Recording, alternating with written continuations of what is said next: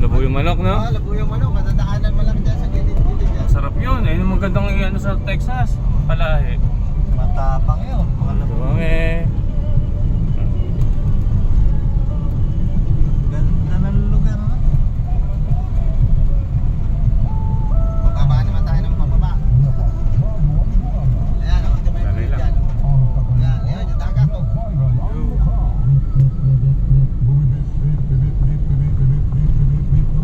Ayan ang helipad, Marcos. Ha? Helipad. Ayan. Dito sila bumababa pagka gusto pumunta. Oh, dyan. Ayun, lapit lang pala, no? Paano, no? Good morning sa Yes FM Rewind kasama Rico Panyero at Melsa. Saka medyo kamahal, Good morning sa mga Yes Pre natin na Medyo kanina yung pagbabasa na. Oo, no, dahil sa umuwi na ng probinsya o kaya naman naglilinis pa lang. Yun, no? Oo, para sa Ayun na pa, nasa taas tayo. Ngayon, palusong. White sand din. Ganda, mamuli na.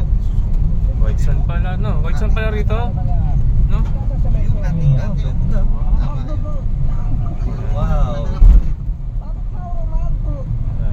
Ayan yung bahay niya. Ayan yung Marcos. Saan?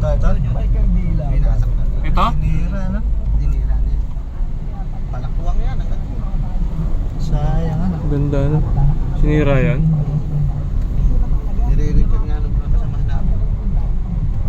May tao dito. Ayun, guard ka din dito. Guard. Hindi po ba basta pa nakakapasok yung mga tao dyan sa mamimilid dyan. Sila lang tao. Binabaril niya. Welcome to the town side.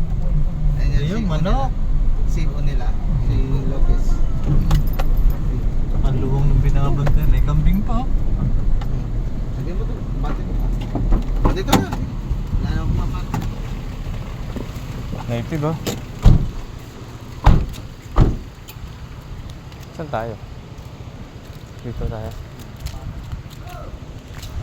Ganda ng putok. Ganda.